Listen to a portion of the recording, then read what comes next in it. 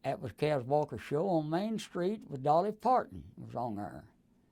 Dolly Parton, they'd bring her from Sevierville. Her mom and dad would, a little freckle-faced, ugly girl.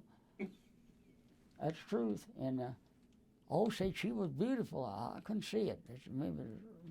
Maybe my eyes wasn't good enough. But anyhow. That happened later, right? Anyhow. She developed into a pretty young lady. Yeah. Yeah. She done real good. But I held on to my drinking pretty much. And so you were drinking the whole time you were doing these radio shows? Oh, yes. Yeah, you were partying and having a good time. You were a star. You were a radio star in Knoxville. I was a star and had big breaks and didn't take them. I mean, I'd get drunk when I wanted to. And when I didn't want to, I'd get drunk anyhow, I reckon. Were you on WBIR radio? WBIR, yeah. What was that band? Who were those people? Six. I was on 15 till 7, 6:45. 6:45 in the morning. Mm-hmm. WBIR. Was it your band or? I'd walk from WROL at Gay and WROL from Gay and Clean Street down there on Main Street where WBIR was at, and do the 15-minute segment down there of country singing music. Can you remember the people that played with you? Some of the names? Cliff Manning was one that played electric guitar. No, a Drobo, I'm sorry. When Drobo lay it down in your lap. And then I had a little band one of them was called Shepherd of the Hill, Johnny Shields. Johnny Shields? You worked Johnny with him? Shields, yeah. He played a mandolin. He worked in Alcoa for the Aluminum Company. And he was very solid, good down-to-earth, good singer. No foolishness about him whatsoever. You couldn't hardly get him to smile or laugh. Wow. Sounds like Ellie White. Did you know? I'm about to fall out mature. Oh, don't do that. Did you? Now, Arthur Q. Smith, did you work with him? Yes, down to Midday Merry-Go-Round. He was a songwriter. Yeah, one of the best ever. Yeah. Wrote some of the biggest hits in country music. Songs. And he sold them for a beer. I think you wrote that song at the Carlisle's. Rainbow at Midnight? Rainbow at Midnight. He did. You got it. He wrote the Tennessee Waltz. Wrote that. They said he'd write songs out there and sell them for, a pint of whiskey or half a gallon or something. That's right. Hang out with the Three Feathers. Remember the Three Feathers? Yes, Three Feathers. I used to drink out of that bar there at Gay and Jackson. That's right. Yeah. Sure did. Now, I know that Bert Vincent did some interviews with you and Arthur Q back in the 50s. Bert Vincent. Yeah, Bert put several write-ups about me. Did I tell you about my uncle, about him dying? No. Well, this happened out on Burris Funeral Home several years ago. My uncle was a well-dressed man. He went like, I can't say anything about him dressing. I always go like they called me Mandarin, people did, after my uncle. Said he was dressed nice all the time. And I said, nothing wrong with that. No, not at all. And so he passed away, and me and my wife put on the best clothes we had because he had nice clothes, and he lived a legitimate life, a good, clean life. And we thought we'd pay our respect, go out to the funeral home. We went out on Burry's funeral home on Chapman Highway here in Knoxville, and Mr. Burry sitting at his desk like you are, and said, Pappy, could have helped you anything? I said, my uncle passed away. His name is Maynard Beaver. Remember that name, Beaver? Oh, yeah. I said, I'm busy right now, but see, wait a minute. And I said, we got several bodies down this aisle right down through here, like out here, I said, I think I know who he is. I thought I did. I went down there, and my wife was with me. We had on the best clothes we could wear. So I said, no, this is not him here. This is not him. I picked one out about the third or fourth, and I said, this is him. And I went in, and I was standing there and looking at his body and this man. And I'm easy to cry. I'm glad of it, because the tears we shed, the Bible says, won't be wasted if we shed them for the glory of God. So I was standing there and got my handkerchief out, which was mine. There's one soul there but him in the casket. And his wife came in. She had a northern accent, and she was dressed nice, had a veil around her head. She said, sir, I don't know who you are, but Mr. Blackburn, his name for been Beaver. Said, Mr. Blackburn had a lot of friends. Said, They've been several come in. I said, yes, ma'am, he sure did. I just cried right on. My wife looked at me and kind of squinched up her eyes. I said, he sure did have a lot. I couldn't do nothing but cry on because I done got caught. And I just cried right on. And we come out. I said, honey, let's go down there. I think I can see. No, I ain't going with you nowhere else, she said. Anybody ignorant enough to go in there and cry over the wrong person. And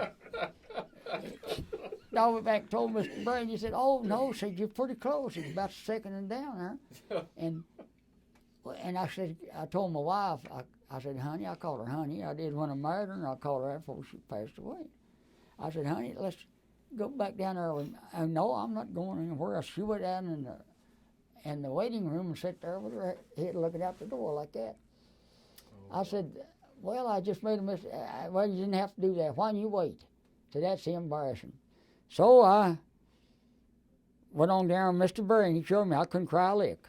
I tried it, but I couldn't. Cried out. No, I cried out.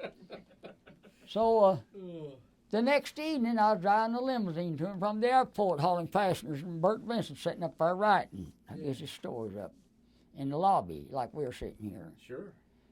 And he asked me how I was doing. I said, well, I've got something to tell you. It's ignorant of me of doing it. I said, I was out here yesterday evening on the Chapman Highway the other night and cried over the wrong man. Said, what was his name? I said, Maynard Beaver. And I said, the man's name is Blackburn. I think he's from New York. New York, his wife, his accent. He said, well, now that can happen. I said, well, it's my fault. I wanted to let Mr. Berry show me who it was or tell me who it was. He said, asked me a few questions about it. About 2 or 3 days, picked up the New Sentinel. There was my picture in there and a big write-up. Yeah. Pappy Gube Beaver crying over the wrong man out on Chapman Highway at Burris Funeral. That's a great story. I got calls from doctors and lawyers and all kind of people. They just hollering and laughing. Pappy, how come you do a tree? I said, I don't know. I said, I just tore up and said, couldn't you wait? I said, no, I was wanting to see him. And I cried over the wrong man. When I found him, I said, I couldn't cry a lick. I couldn't. No. He cried out, like you said. Now, but anyhow. You were a pretty big radio star in Knoxville, and if I understand correctly, Lee Gillette, the producer for Capitol, stopped through. He sure Is did. that true? That's true. That's what happened? He come to WROL at the corner of Clink and Gay Street. WROL radio. Was a big deal back then. Sure was. He would come and look through a little studio about like this one, maybe a little bigger, glass all the way around it. He'd come there and watch us do our show. I had about 4 or 5 hillbillies. Pappy Gube Beaver and his hillbillies. That's what I went by. Who was in that band, Pappy? Do you remember? I named some of them there a while ago. Johnny Shields. Okay, gotcha. Group there. I can't hardly remember them all. It's been several years ago. But anyhow, he would come and keep his eye on me. And I thought I'd done something out of drinking or something. He was trying to catch. But I know they hadn't robbed nobody or nothing like that. I said, well, he's wanting something. I never thought about him in a talent scout. And went on a whole week.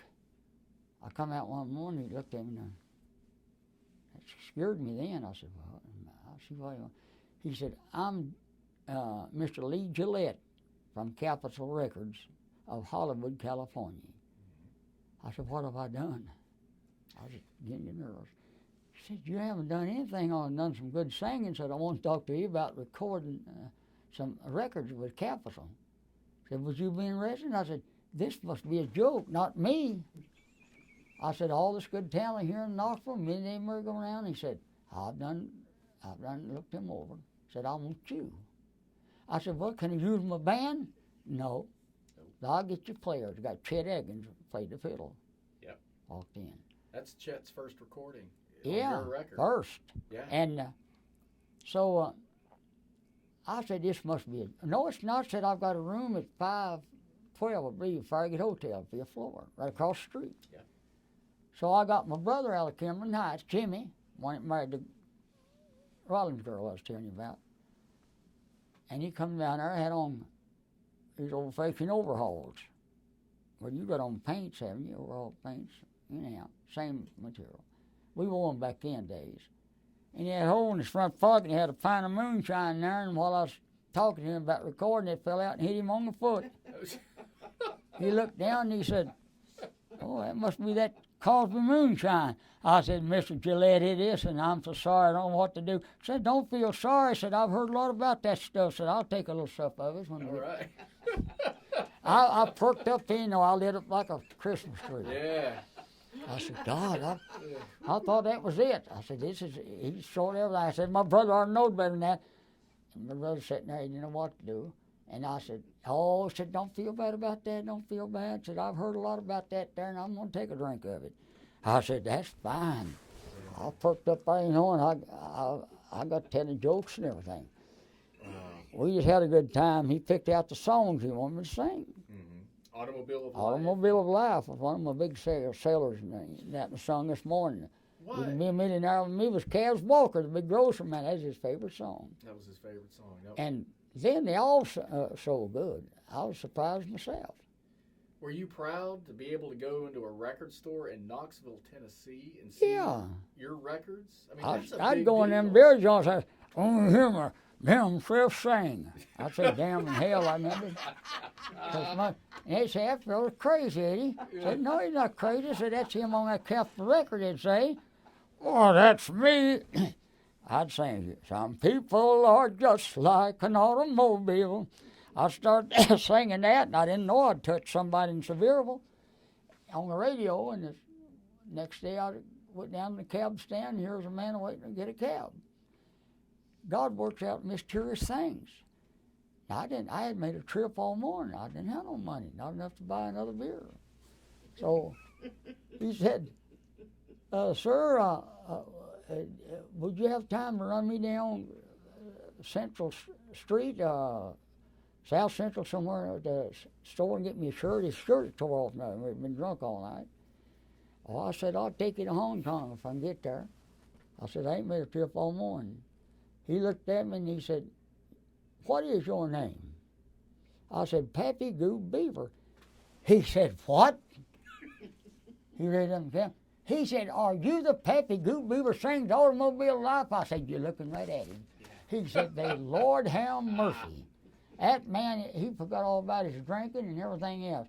He said, "What do you charge me to sing that?"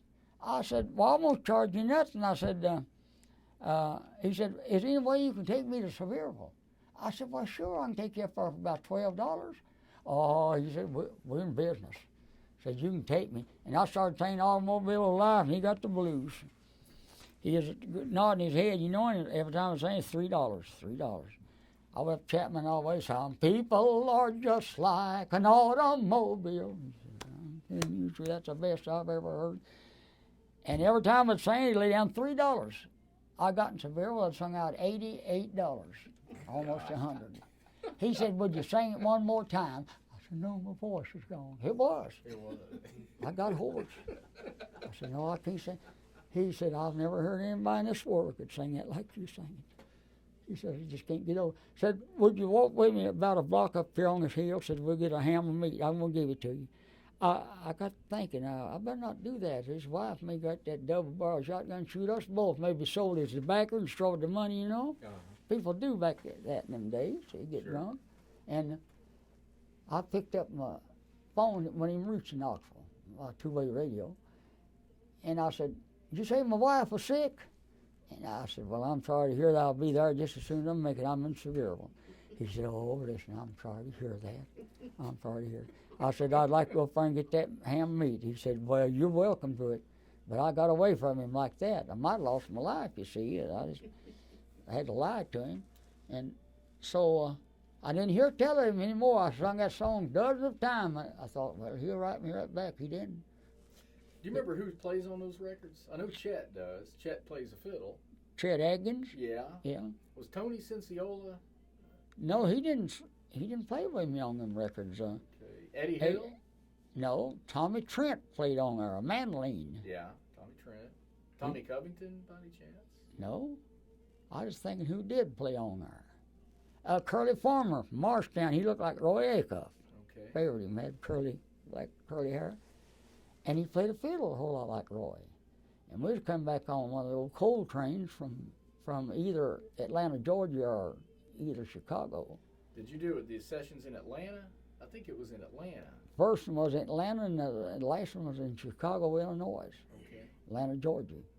You got lost in one session, didn't you? I would actually get some blank records, those old 75s, them big old records. Yeah, the acetate? Yeah, Blank acetate you disc? drop them to fall to pieces. Yeah. You know, one likes Yeah, I know. the record that made out of plastic now, you know, it just roll around. So he sent me down there at his car in a garage, and I went down that garage and come back out, and I didn't know which way to turn. I'd lost my recording man. And I just kept wandering around. He seen me down the street, and he come there and said, "Here I am, Pappy." And boy, that made me feel good. I thought I'd lost out up there in Chicago and no money. No. And he comes and said, I shouldn't have done that. I ought to went down with you, but I never thought about you getting lost. I said, well, I'm sorry. Anyhow, I got his recordings out of the car and everything. So we finished up our sessions up there. Sometimes I'd sing his first time, it would be the master. But sometimes I'd sing 1, 3, or 4 times. Mm-hmm. Just, retakes, you know. And well, who decided? I mean, most of these records are religious songs. I don't know what had to be God had to be with them, because out of the 8 songs I put on Capitol Records, 6 of them was gospel. That's right. And you were drinking during this time. Drinking. So did Lee Gillette tell you what to record, or did? Not exactly. He picked out some of the songs, you know. I see. He said, "What about that Automobile of Life?" I said, "Oh yeah, I'm glad to sing that for you." And he said, "Millionaire of Me." He said, "That sounds good. Can you sing that again?" I said, "Yes, sir. I'll do what you want." All right. I see right then I was going to get a chance to record on Capitol Record. I didn't know how big they were. Yeah. I just thought it was another little company somewhere. Were you doing live shows at that time? Did you Yeah, I was on with Kaz Walker and Hub Department Store. Yeah, okay. So it was. Now, who were your influences musically? Who did you listen to? What music did you like? Did you listen to Roy Acuff? Did you listen to Roy Acuff? And I liked that Porter Wagoner. I learned some songs from him. Yeah, he's good. Yeah. How about earlier on, growing up, what did you listen to? Mostly gospel. Mm-hmm. Old church hymnals. We had to go to church a lot then. They'd make us go. Yeah. And I Saw the Light and all them old songs, you know, Amazing Grace, and on down the line. Wonderful tunes. You were driving a cab. Driving a taxi cab. Is that how you got sober? Tell us how you got sober. Well, I was sitting over on the cab stand, and this man, we worked together. He was a cab driver. He had saved up some money and wanted me to take him to Greenville, South Carolina. Now, I went from home out on Greensville. We did a little shotgun house out there. We rented. Me and my wife. I think Joanne was born. 3 of them. 3 of them for I us. wasn't born yet. Merlin wasn't born. Where was the house? It was on Greens Avenue off of 6th Avenue, North Knoxville. Oh, yeah. North Knoxville. Yeah. Yeah, real close to where I live. We did a little shotgun. There's a whole bunch of them up to on Greensville, part of it up there. We finally tore them all down. Yeah. We liked it, little shotgun house. We was proud of it. Anyhow, I come back. I was with Kaz Walker, and he said, "Well," I said, "tell you one thing," said, "you read a note somewhere or another." I said, "Yeah, I recorded some records while I've been gone, Mr. Walker." He said, sing some of them songs. I sung Millionaire of Men. He said, "Now that's the song I want." I said, "I'm going to put it on videotape." And he did. And he'd play it. And then this Automobile of Life, it went over big. He loved that. Out of the 8 songs, 2 of them was love song. Curl-Hearted Girl was one of them, the name of it, love song. The other one was Somebody Said. Somebody said you really love me. Somebody said you'd make me blue. Somebody said that you would love me. But all I want, dear, is you. Wonderful. Yeah. True-hearted girl. And, I love that song, by the way. We played it on the radio. Yeah. Oh, did you? You've got that clip of Chet talking about Pappy, right? Yes. Did I send you that? Have you seen that? No. We found an interview with Chet Atkins and Archie Campbell, and they're talking about you on national television. He told me in Chicago, I said, Chet, did you get a contract with Capitol Records? No, but said, you did. I said, you wouldn't come all the way here to hear me sing, would you? He said, I sure would, but I come to play the fiddle for you. Wow. And I never thought about him playing fiddle. See, he is a guitarist. Yeah. But he could play most anything. Well, back then, I mean, think of who was in Knoxville. Roy Acuff, Homer and Jethro, Chet Atkins, Eddie Hill, Johnny Wright and Kitty Wells. Johnny Wright. Carlisle Brothers. I mean, And Don Gibson. Homer Harris, 7-foot cowboy. Don Gibson. All of that went to Nashville eventually. Yeah. You stayed in Knoxville. I crazy. Yeah. I did. Now, so you got sober. You were telling us about the sobriety. You were going to Greenville. Is that correct? Were you driving a cab to Greenville when you stopped drinking? I was driving the Beaver when all that man sung the Automobile of Life to him. That's right. And I might have took somebody to Greenville. Every now and then I'd look into, a pretty long distance. What made you decide to quit drinking? Let's see. Oh, yes. I drove this cab to South Carolina, Greenville. It was on Friday night. It seemed like a dream when the highway patrol got me stopped coming back towards Knoxville, 15 or 17 miles out of Greenville on my way back to Knoxville, and driving in that condition. And he got me stopped, and he pulled me over and says, Is that a cell phone, or is that? Does that speaker come on, I guess?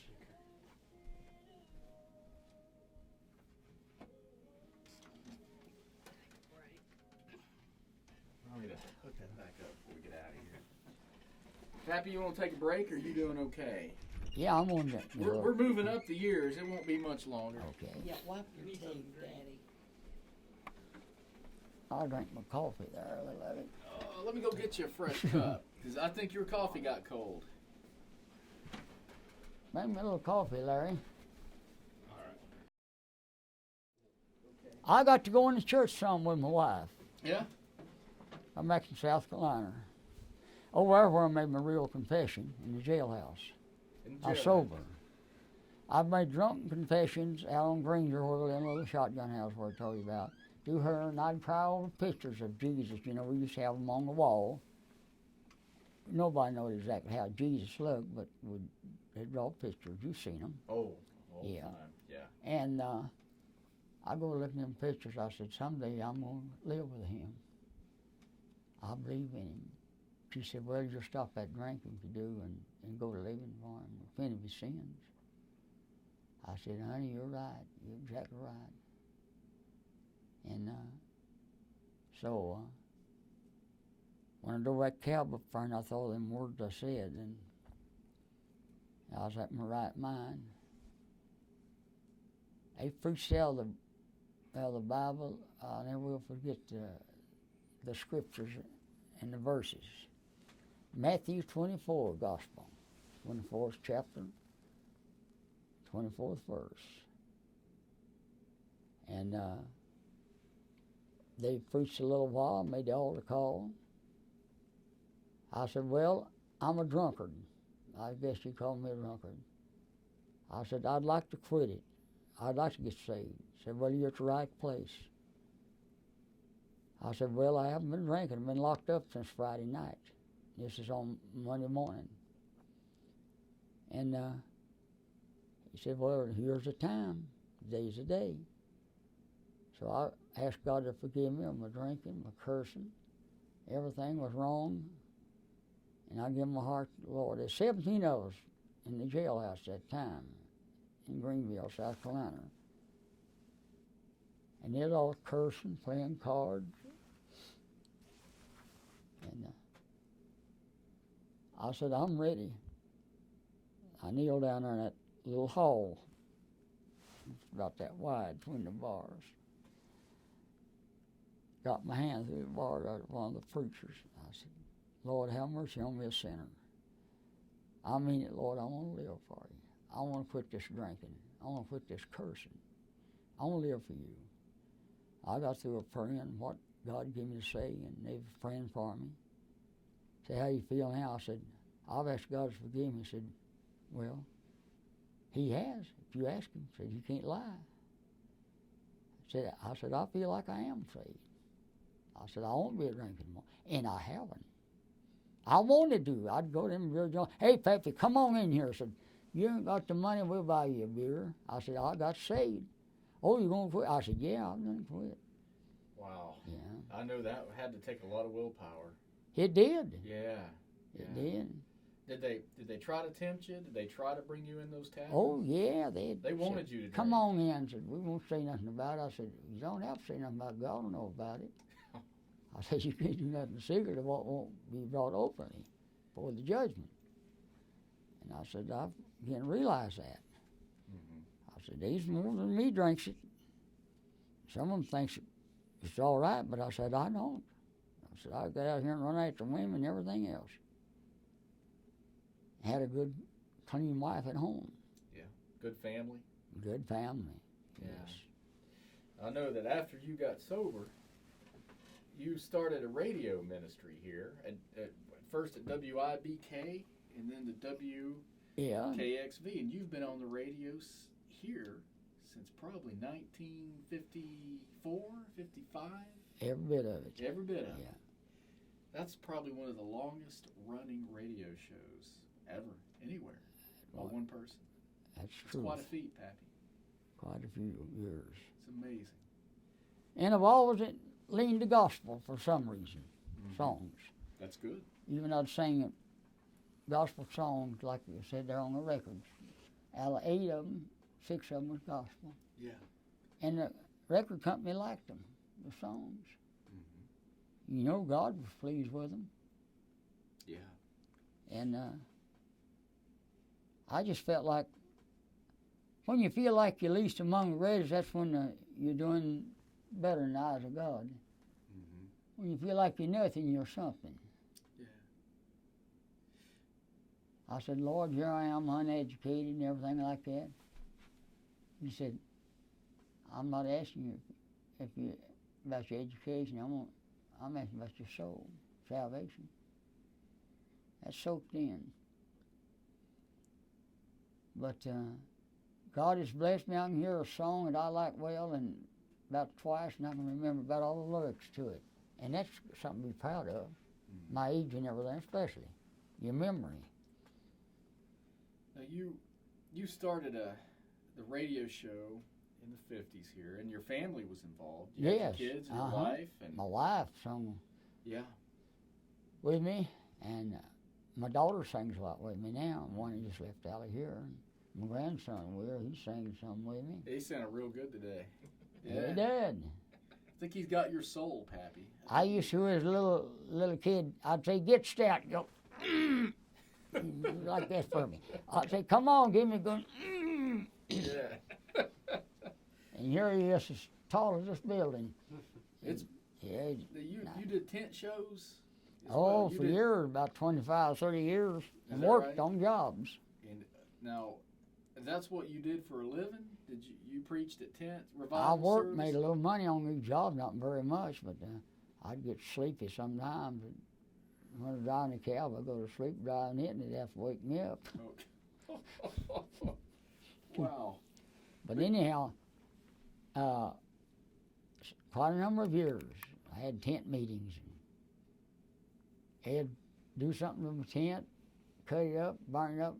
I'd go right back. I wouldn't give up. Mm-hmm. It's been hard, isn't it? It's been a struggle, I think, financially. It sure has. Yeah, all these years, but you've kept it. I mean, I know you didn't make a lot of money. Well, I was up there in Severe when I was just about to go down and had a tent meeting, what's called Frog Alley. I had big crowds, but it didn't seem like they didn't have no money. It was just full of people. Old man sitting over there had on overalls from his folks. He'd listen to me every night. You could see his house, country house, across from a lot from a tent was. So about third or fourth night, I took a little breaking on him. He done like this at me. I didn't know he was going to shoot me or what he was going to do. I went down and said, I want to give you something on your meeting. Said, I'm a sinner. Said, I don't claim to be a Christian. But said, I admire the work you're doing. Said, your singing is fantastic. And he said, your preaching is good. And said, here's your $50. Had like $1,000. Yeah. I said, what, $50? Yeah. I work for the state. Said, I don't mind it. And I stayed up, I guess, 2 months. He supported me continually, regular, until I left. If I hadn't got his support, I couldn't have stayed up for that long. Because there wasn't that many more would give like that. But God has got somebody, somewhere or another, just like our broadcast was on this morning. Richard Bean pays that whole time. Does he really? Yeah. He's a nice guy. Nice fellow. He and his wife. Him and his wife. She was a county court clerk. She retired. That's right. I think you got enough. Are you shooting that on tape or? Okay, you're good. Straight to hard drive. Okay. I know it's been a struggle, and I know you did tent shows through the years, and I think you would focus mainly on places like perhaps Lonsdale or University Avenue. University Avenue, and on Western Avenue, West Haven. Yeah.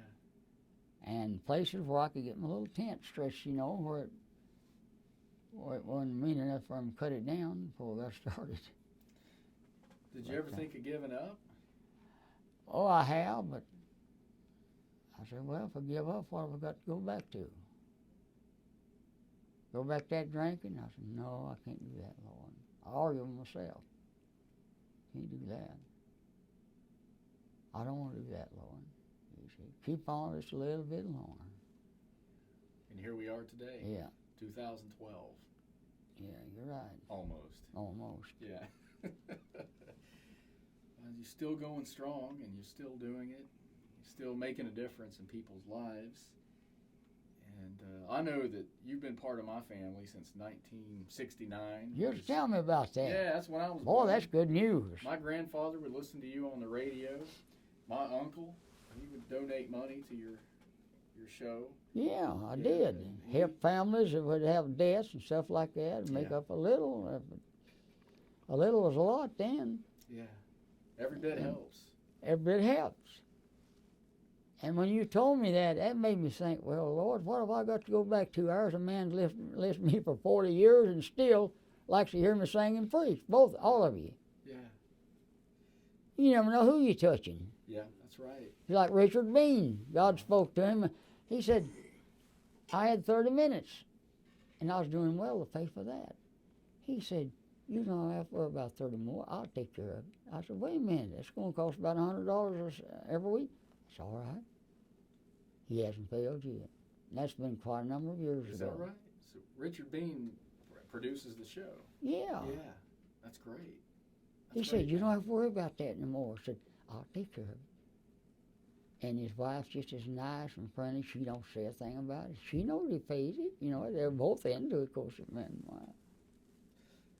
Do you're going to keep this up as long as you want to, aren't you? You're Long gonna as keep I this show live. going? You still preaching at your church? Yes. You going back to your church tonight? Or? Yes. Yeah, I'm planning on being there tonight. When did you start your own church? I won't keep you much longer. Oh. When did you start your own church? How long? I started, I can't tell you exactly when it was, but it's been around 30 years, hasn't it? Longer than 30 years. Longer than 30 years. Much longer than 30 years. I started out them little tent revivals that led into, I'd get buildings after summer was over and then go in it like I'm in now. We're in West Haven. How long have you been in that building? Lord, I've been over here about 10 or 15 years. Do you just take it over, or do you have to pay Well, rent on what it? happened, I was renting it over there, and the Lions Club quit collecting the money for it. They gave it up. And I was paying Waterbury, the grocery store, 100 and something a month, 140 or 50. And money was piling up over in the store, and they wasn't even picking it up. Lions Club out in Fountain City. I went by one day and I told her about it. I said, I got your money. I said, you got some money here. I said, they ain't picking it up. I said, I don't know how much you got, but they gave me $300 right then. Said, we got some more from finance. Said, some of it's down in the basement. And they finally passed away and give up their business, lost it. I don't know how much. I didn't worry nothing about it because I paid my dues and they gave me that $300 back. And they might have it all through maybe 7 or 8 years. But as up to them and God, they was honest enough to tell me that they wasn't picking it up. I wonder if there was a difference. I wonder, have you noticed a lot of people that would come to your church have aged and they've gotten older and they've passed on?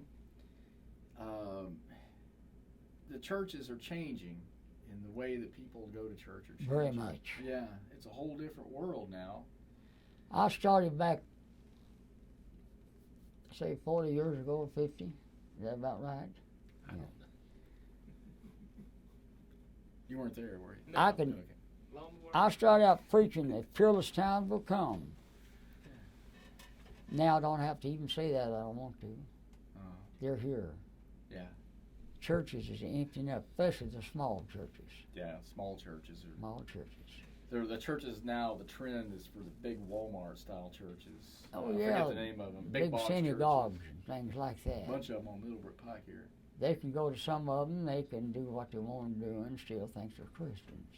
Yeah. I can't see it that way. I think if you're Christian, you want to live it. You will live it. You will live it.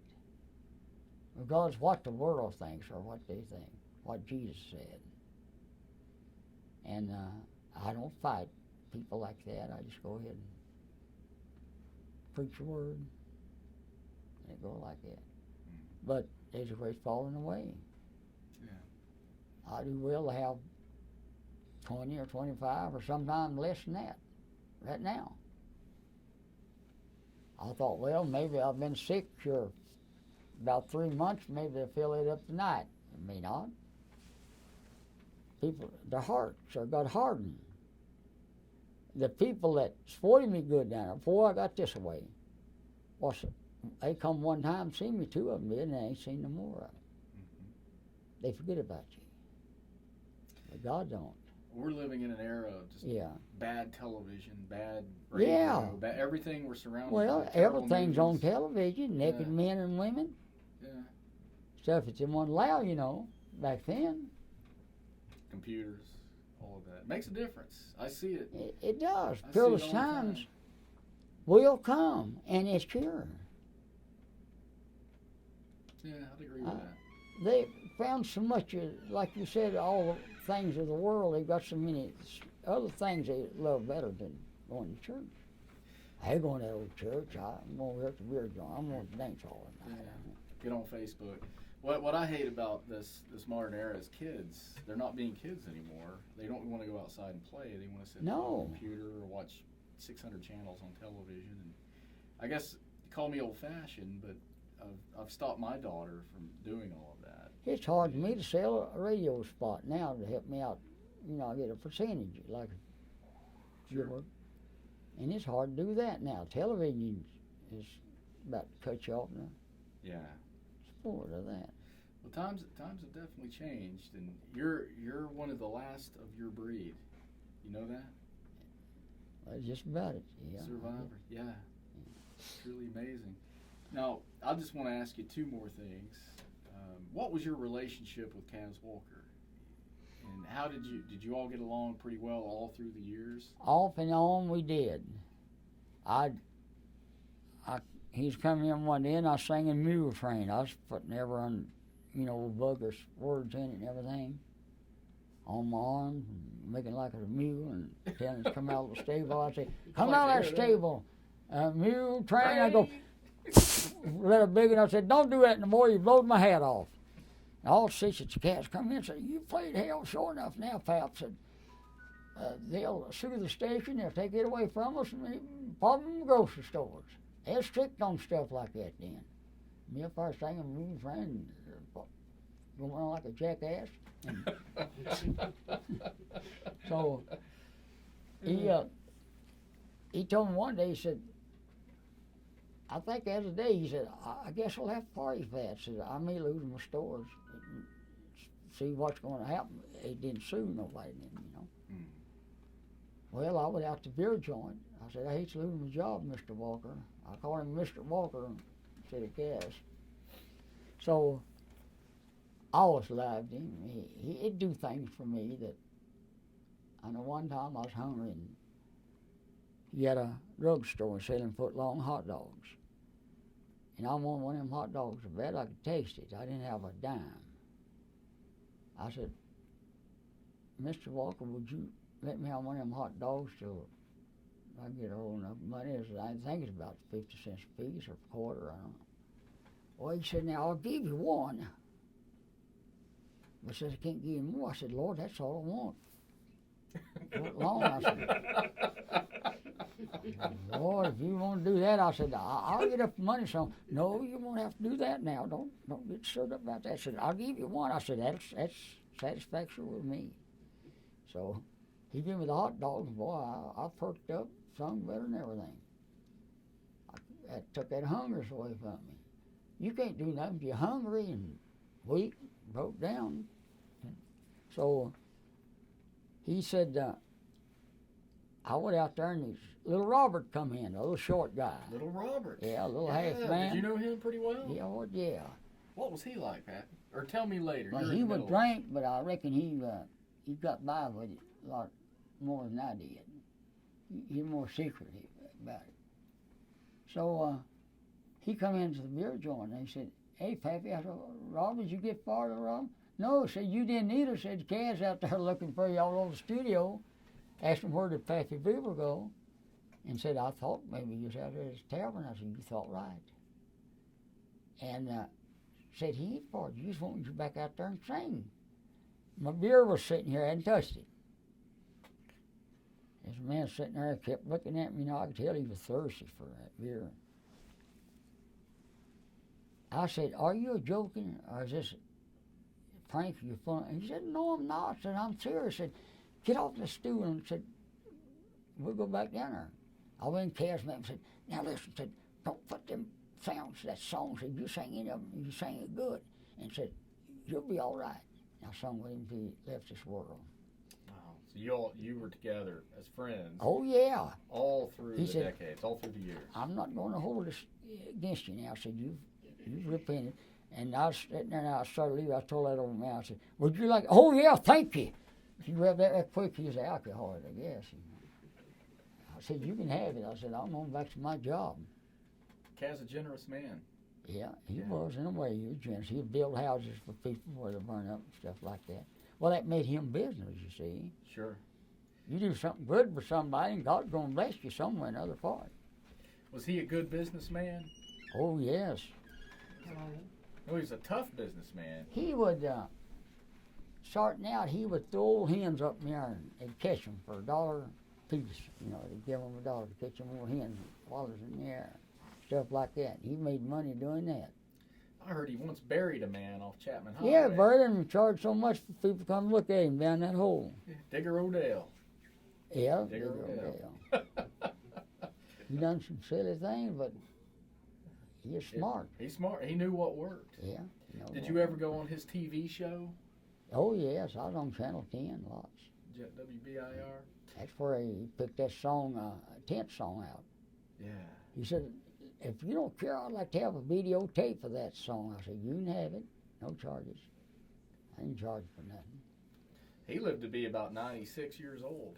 96, I think he was, or 7. Yeah, around in there. Well, any of y'all have anything you'd like to ask Pappy, or anything to... Any questions? Any questions? It's a Q&A session right here with Pappy Gube Beaver. Did we cover it all? Is there something that you've always wanted to know? Oh gosh, thoughts straight. Talk a little louder, Larry. Can you hear me? She's got the camera now. Yeah. Things get a little quieter when that big beast is pointed at you. Come back to him. Yeah. Yeah. No? You're good? I can't think of it. Pappy, Do you have any parting words or any thoughts for the future? Any advice for us? Well, I'd say in the future that I have left of years, I don't know how many, maybe not over one or two, and maybe not any. But my advice, if you're not living right, is get right with God and stay that way, because time is running out fast. The world's not getting any better, and it's getting worse in sin. Till it's time for very honest. And I advise the young generations to go to church and live for the Lord and do right. And your days will be long upon this earth. Mine has already. And he's no respecter of person. He'll do the same. I love my children. I love Larry, and I love them. All four of them. My daughter turned against me during a breakup over a house that my second wife owned, and we got in a squawk over that. And her husband said, after all, I said, y'all is going to get the house. I don't know what you're going to do with it. I ain't worried nothing about it. I said, God's going to take care of them anyhow. They got the house, and I said, what I said about you and my daughter both is true, but I said, I'll forgive you for what I've said, kind things I've said, if you forgive me what I've done. He said, oh, I'd go to hell if I'd forgive anybody for anything. I said, well, you asked for that. I didn't do it. Oh, my goodness. I said, you asked for it, and I hope you change your mind and repent. I went out to the funeral home to see my brother-in-law that died, one of my wife's brothers, is deceased. And I seen him sitting like you was over, and I said, hey, Jack, I want to tell you something. He turned sideways like he didn't want to talk to him. I said, I got something good to tell you. He said, I don't want to hear it. I said, I was going to tell you something good. No. He done that. I walked off. I didn't feel led to go any further. So I double done what I didn't have to do. And then when my brother-in-law was buried, and I had this wreck, my daughter hadn't been coming around that married him. Now he's going to a church out on, what's the name of that? Merchant Drive. What's the name of that church? Is that Baptist church? Yeah, big old modern church. Yeah, Wallace Memorial. He's going out there, and she's going to West Haven to her little Baptist church over in West Lonsdale. She's going over there. She's living with him. But I don't know what else I can do. I tried that for even the house was sold or anything. You know about the little house. Yeah. It's not that important, is it, the house? Sir? The house isn't that important in the long run. No, it's not. And they finally sold it, and somebody built a big fence around it, a big old fence, and it didn't last no time now. There ain't nothing around it. Yeah. It ain't. Now, the prospering or something, you can't mistreat somebody that's trying to live for God and get by with it. You can't prosper that way. I know I've had my ups and downs like we all do. You're a survivor, though. Yeah, I had that wreck, and I said, Lord, don't let me leave here. I don't want to go now. Well, we're certainly glad you're here. You know, I've always loved that you've been your own man. You've done it your way. That's right. The way you've wanted to do it. And I really respect that. I appreciate that. Yeah. I appreciate You're a rebel for God, I guess you could say. Yes, I'm doing my best with all my failures and everything. I still love Jesus. Yeah. I love people. Amen. And God's always supplied my need some way or another. I've had some hard times. I've had some good times. But you know, the good times will make up for the hard times if we'll just stay in there. Yeah. You just got to have the strength to keep plugging along, you know? That's right. That's right. Right. Y'all have been more than gentlemen to me and my family, Merlin and all of us, and Larry and all my children. I appreciate you, depths of my heart. Want to write this film, and I hope and pray that sell 1 million of them. Yeah. I do. We're gonna premiere it in Knoxville, and maybe if everything works out right, and you come to the premiere. Yeah. Yeah. Make Yeah. sure you're there. Maybe you could sing us a song and Yeah, I'll be glad talk to. a little bit. Yeah. I'll be glad to. Well, I want to thank you, and I really appreciate everything that you've done for so many people over the years, and just all that you've given. You've just given and given and given, and you continue to do so. Praise God. Praise God. And we love you for it. We love y'all. All right. Love you very much. Okay.